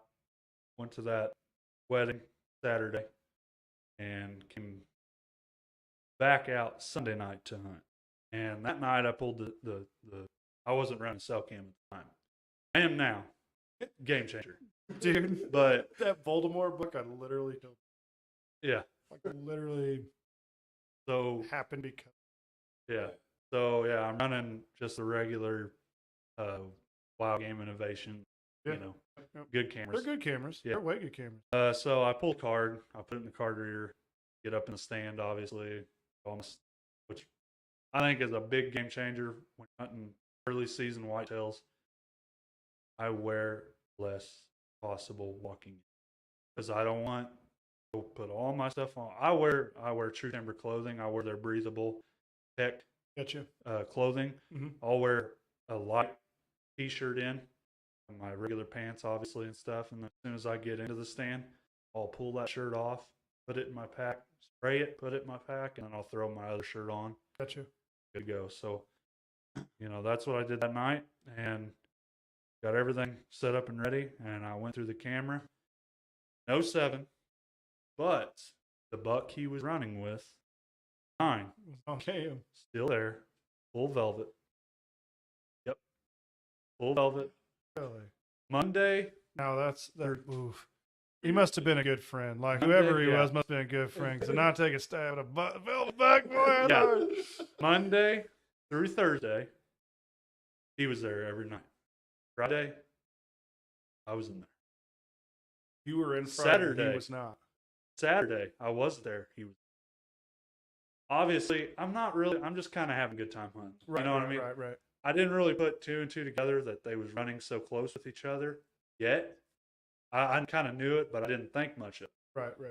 So, yeah, Sunday night I get in the stand, check the camera, all that. I get excited about a velvet buck. Right. It's kind of been a bucket list, man. Like, my buddy shot a velvet buck last year in December. wow. That's No nuts. Yeah. No nuts. Say that one. Yeah. He shot it. Yeah. Really? Did he have no nuts or? Didn't say. Yeah. He must have. Yeah, he must have had. But, yeah. Anyways, so I get up in the stand. I don't see a deer all night. Dark rolls around. I get everything packed up. I'm literally getting my stuff out of the tree. And I turn around to the conservation and to where that bedding is. And I'm getting ready to climb down my tree. I hear a twig snap behind me, like 20 yards. I'm like, so. Oh no! I turn around.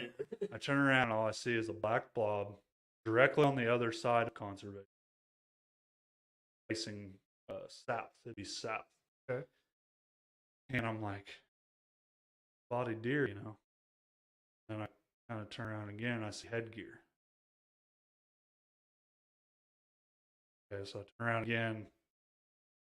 Okay. The 9 had a towering G2 on the right side. I'm like, okay, it's a full velvet. Too dark. Can't shoot him. Didn't want to shoot that deer anyways. Which that's what the crazy thing is. Well, there was a reason, bud. With, there was a reason. There. With everything that happened that summer. Your buddy must have had a good sense of humor too. Tease you with some shit like that. Yeah. So craziest hunts I've ever had in my life. But yeah, I'm like, stuck. Yeah. What can I do? Just not move, and hopefully he'll feed off. I know he's gonna bed probably right there. Right there. Like I'm gonna have to be tip top. Yeah, to get out. To get out. Yeah. So I hang around in that tree stand for about 40 minutes after dark. Because instantly after I saw that 9, I was like, where's the 7? Yeah, because he's not far. And this was an east wind as well on the Sunday. So you were good. Yes. You were 100%. Yeah, so just noise was really what it was Yeah. about. So I get out quiet. I go back to my dad. My dad's like, that 7 was in there. So I got a good feeling.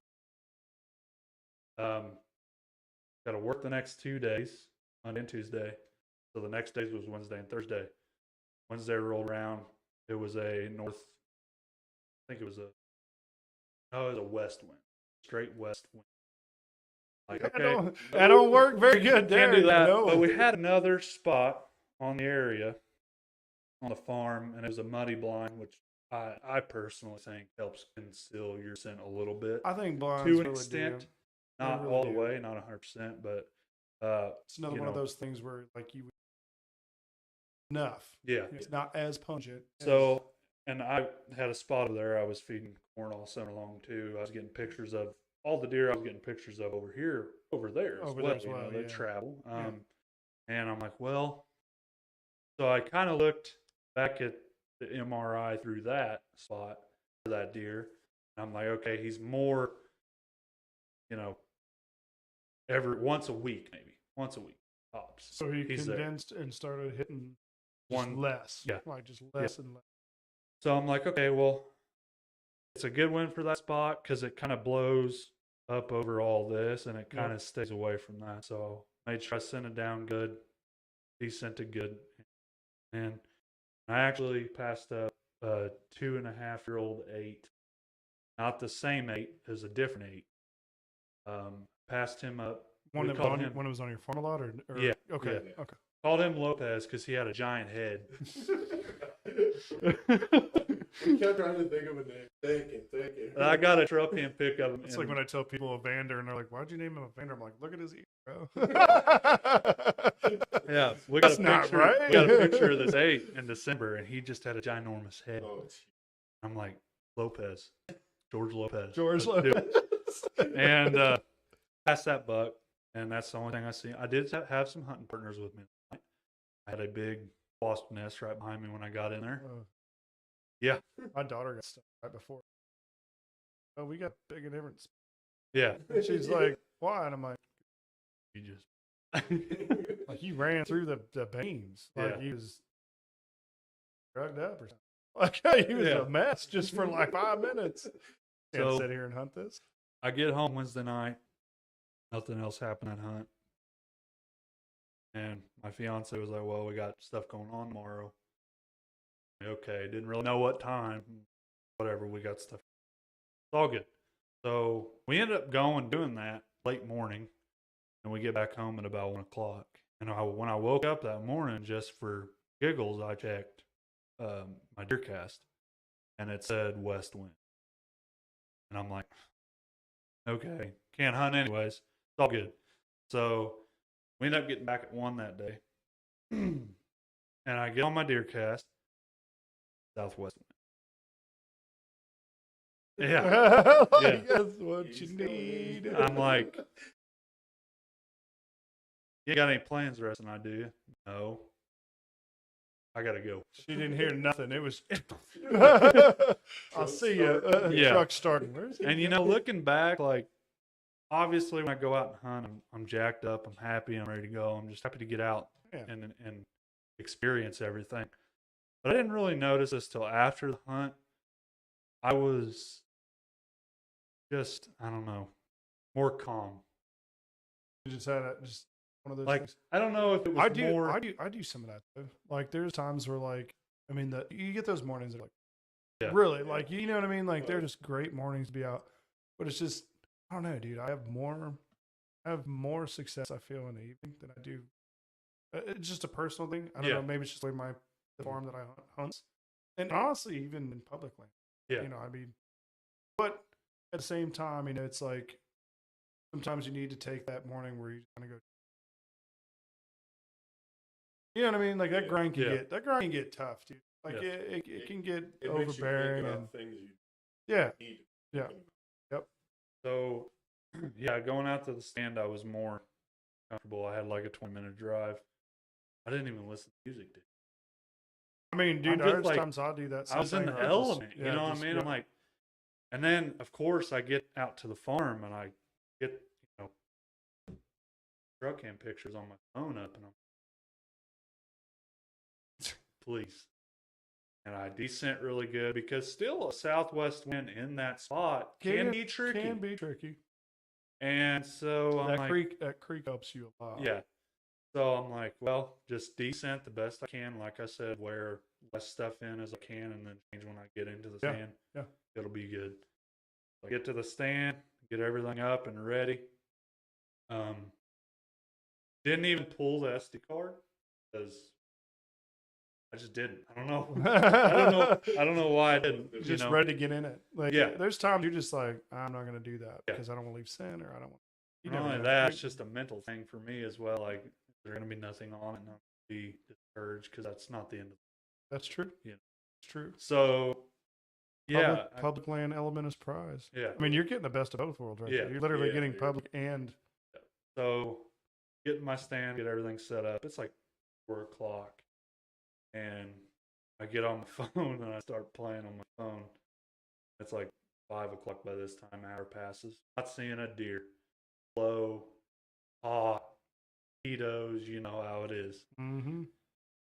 And at 5:30, I hear directly right here on the other side of the creek, I hear something rustle around. Dude, I had like 50 squirrels around me that night, and it just sounded like a squirrel. Squirrel. So I'm like, okay, probably just. So I put, I go right back to my phone like an idiot, and I hear a sand rock kick over in the creek. I'm like, it's not a squirrel. It's not a squirrel. Could be a coon. I don't know. That's fair. But I'm not going to be an idiot this time and not I'm look. put my phone down. Yeah. So like I slowly slide my phone in my pocket, and I don't even get it all the way in my pocket. I'm looking over my shoulder, and he is right there at 10 yards. On That sounds like me a few years ago with Deer Hunter. I screwed up in a Deer Hunter on my phone. Yeah.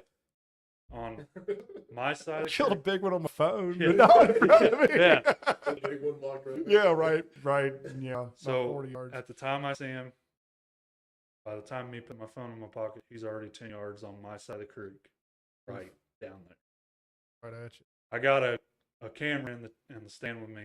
I got my camera on the left-hand side, bow on my right. I'm like, I ain't gonna have time, because he's right there. I don't have room for anything. But what's crazy is he walked southwest wind. He walked right through it. He didn't be. He never picked me He up. must have been high. But see, I access that place like down through here as well to get into the stand. I could access it like that. I did forever. But that last year, that's when I stopped doing that. Right. And he walked right and in it's where a I world was. difference. Yeah, that's what I was getting to a little bit ago. But well, you got two creeks pulling at it. You would Yeah. walk through there, so your thermals are going to the creek. Yeah. And if it, I mean, seriously, that. so Yeah, he's it's right big. there. It's Yeah. big. he's right there at 10 yards. And I'm like, it's just kind of like. And the first thing I seen was the fork left side. Yeah, that was the I'm one. like, that's the buck. 5:30. I still got 2 hours. Right. And he's already here. Here we go. Time to get serious. Film this hunt, but what am I going to do? I only got room for one thing. Am I going to film this deer and not kill him, or am I going to kill this deer? I'm here to kill this deer. I'm going to kill this deer. So I reach over and grab my bow, and I kind of just, you set your bow kind of like on your pant leg, latched on, ready to go, deal it, everything. This buck, by the time I get my bow down, he's facing public. He's still 11, 12 yards away from me. He's facing away. Got lucky there. Got my bow in my hand, ready to go. And at this point, it's kind of like, okay, I can't move if he's, Right. well, especially like if he's anywhere facing near me. Right. I can't move. I wait to grab my bow. I waited till he like turned his head completely. to grab my bow. So at that moment, I knew, I'm like, now it's just I got to play his game. Yeah. I got to make sure to move. He When moves. he moved. And so I'm ready. I'm sitting down.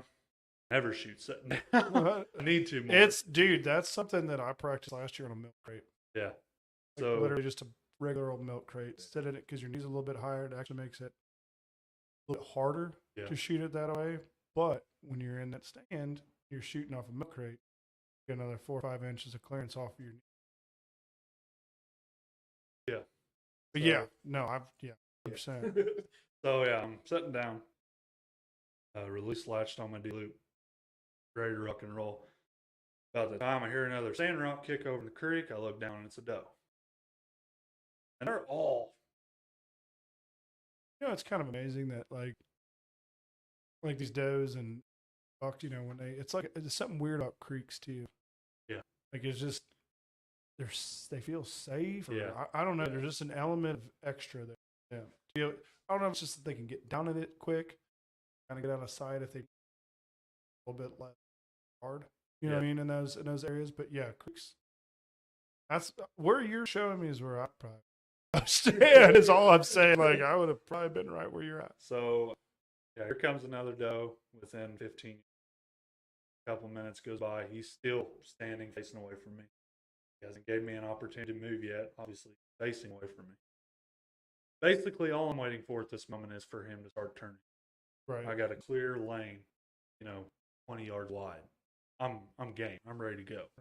And waiting on him to turn, and boom, here comes another doe from conservation. Okay, two eyes multiplied to 6. 6, yeah. And I'm like, this And just those got are a the lot ones, harder. ones that'll get you to some does. This buck stood facing away from me for about. I think I would, like, I'm not trying to say anything against your game, but I think I would have pulled. I think I would have pulled back, even with the does there, watch her get spooky. And I have a buddy that literally lives on a buck catching a scent. Yeah.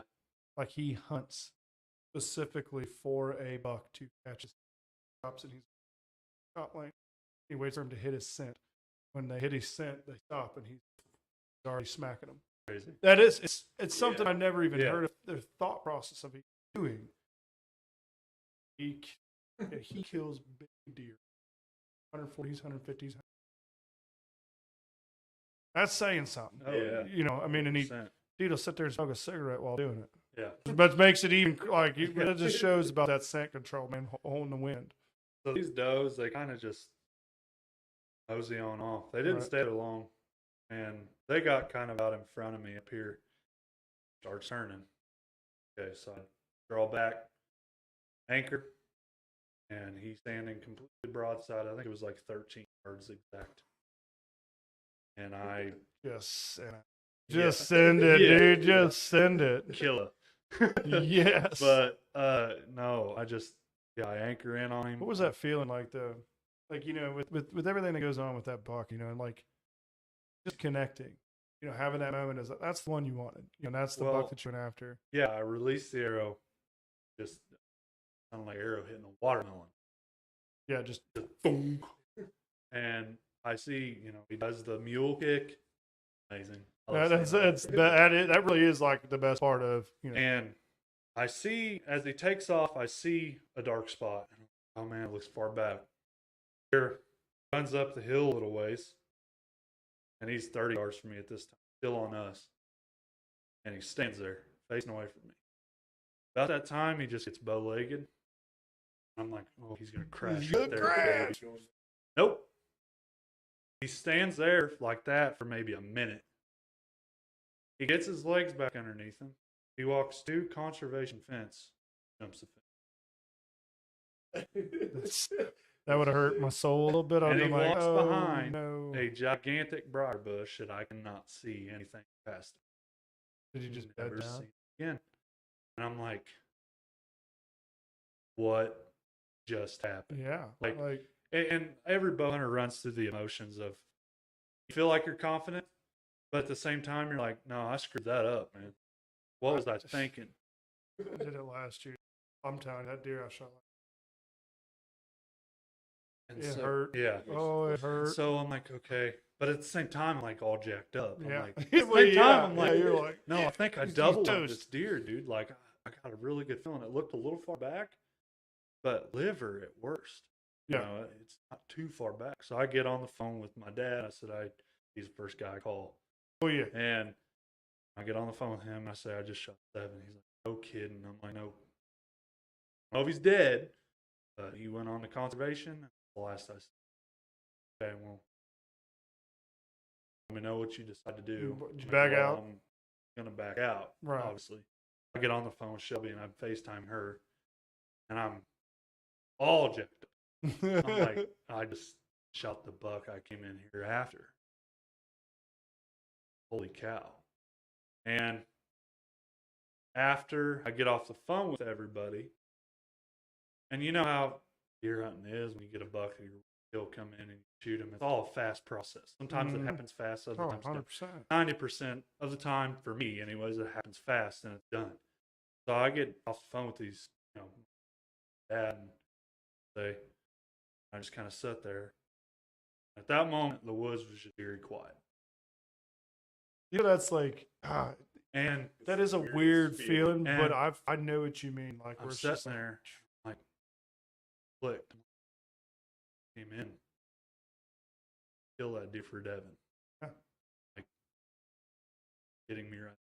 After I thought of that, this buck is in reverse, backing out of this briar bush, stands on the hind two legs, and just crashes hard as could be. No way. Yeah. Yeah. No way. Just Dude, to this day, I will never forget that image. I mean, like that's. I mean, and then after that, it was like, Yeah. Then you're jacked. You're like ready Yeah. to fall out of the tree. yeah. But and that's what I'm saying is the crazy thing about it is just after that, the thought of that, it happened. Yeah. You know, and I did Aaron Blassie with the Fall Podcast. I done a podcast with him on this deer, and I told him that story. You know, like we was talking about earlier, Aaron's like, I don't know how Devin was or anything, but he sounds like quite the Joker to me. It's like, no, I'm going to make you eat this one for just a second. You damn right. You damn right. He made you feel it. Made him walk out of sight, and then after a little while, he's like, all right, get out there and die for him. I always say all the time, like if whatever our creator is, you know, he's got a sense of humor. Like, because I've had some hunts where I've been like, that all how that was supposed to go, but it was. Yeah. Like I've had my downfalls, you know, with hunting that deer last year and hurt me. It hurt me, it still hurts me. You know what I mean? It doesn't hurt me because I didn't retrieve him, you know, and put him on a wall. It hurts me because I don't know. Yeah. You know, I mean, I don't want to do that to him. You know what I'm saying? I don't want to have to die slow or any of that stuff. That's not something about. But yeah, so I was sitting up there in the stand, and I could see his white belly at this point. Well, ain't time to waste now. No, you know, you got to get out and feel him at that point. Yeah, you got to hold him. I get down out of the stand, and Shelby called me on my way down. She's like, I'm getting my boots on. I'm coming out there to help. Tell you, that was a good idea to get the boots on. Yeah. You had him there already. And like, okay. Well, got down. I got everything packed up, and I'm like, I'm going to have a moment. Just me. Yeah. Deer. I guarantee you that was there, man. I mean, it was just. It's a surreal feeling. My buddy Corey's like, we were young and super young, and it was a real tragic event. How that, and I'm telling you, dude, I have conversations. I'll tell people I have conversations with if I'm out in that stand. You know, it's just me and him out there. You know what I mean? And you know, he ain't physically there, but he's there. Right. He's listening. You know what I'm saying? And that's how I feel. I mean, and that's how I was while I was hunting. Yeah. My uncle passed away 8-9 years ago. There's been times I'm like, yeah, he's here. Yeah. Even just with that doe walking out, I was like, I had asked him that night something. Yeah. It came through. Energetic. Yeah. No, and I think that's there's a lot of spiritual things I feel that go on in the hunting. I mean, you don't get just big goosebumps thinking of stuff. You know what I'm saying? It's you know, hunting's it's a life. It's a way of life. Well, the thing about it is, I didn't really. Dylan didn't. That I was after that deer. No one really knew I was after that deer because. That's fine. You got to keep some things you got to keep to you. You know what I'm saying? You know what I mean? Yep. That's a beautiful story. That's a beautiful story on a hunt. Like that's really why I did the podcast. I want to hear stories like that. Like that. That's what makes me like. That part right there shares to other people what the woods brings to you. Yeah, go out there. The people that don't do it, they just don't understand. Yep. Yeah. And you know, and that's going to happen forever. Just because this deer was one deer that you hunted with Buddy, you're going to be there the next time, and the next time after that, and the time after that. Yeah. That's your space to share with him. And for the people that don't really understand, like me growing up, you know, I had a tough time through high school. I really did. You know what? You know what my way out was? Hunting. You know, when I got tired of the world's bullcrap, I had no other worries in the world. That's the best part. Dude, that right there, what you just said, that is the best. Because I tell you what, where I am now. No, it's you. Yeah. Ain't nothing judging. Ain't nothing hurting your soul. Fred Bear said it best, man. No offense. Go into the woods with good attitude. It'll cleanse your soul. It will cleanse your soul. Yes. And no offense. I love being home, spending time with my family. I love it to death. It's favorite, you know, love it. But when I'm out there, I'm away from everything. Yep. I tell my wife that all the time. I said, I love you for you. That's my therapy. That is my therapy. You know, like I've seen a lot. Being in the military, doing other things like that. Seen my fair share of ugly. And just life in general. One thing I can say about the hunting, Not there when you get out there. it's not. Yeah. You got time to process things that bother you. You got time to process things that you might be overworked up about. You know, you might have a scuffle with your lady, and if you know, and that's something me and my wife, we really, really, really, really gained from hunting. Our relationship. Like that might sound crazy to some, but you know, I'm not one of those that walk away from a situation. You know what I'm saying? I'd like to figure it out, you know, if you have a scuffle or whatever the case may be. But there's times where she's like, you know, go clear your head, go take a hunt. Staying. She's a big meditator. My wife meditates like crazy. Like she's into all this, the moon, the stones, the sun, rocks, all that good stuff. This is our meditation. And I tell her, Exactly. this is that is my meditation. And more people, you know, they just look at us like we're killers or something. Like, no, we're not just out here good. It's not at all. It's not what this is about. You know what I mean? Even Like, us, we get each other. Get to a point where like, hey, we want to go here. Right. We understand. Yep. Go home. yep, if you need a day, dude, Let me know it if you is. need me afterwards. Mhm, exactly. You want to, dude, y'all need to have the campfire. I'm not going to say it no more. Y'all need to have the campfire. I don't need to say it no more. Like, Okay. if that don't happen, I'm gonna be upset with you. Like that has to happen at some point. Oh, it will, man. But happen more than once. hey, dude, we're over our hour and a half. We're at 2 hours. Sorry. Look, y'all. This ain't the only time y'all gonna be up. I'm gonna have you up for when you guys are up for the Midwest Classic. That's coming up for Lake. Yep. We will be there. You Yep. come stay. Like if you need to come and Okay. stay and whatnot, you're more than welcome.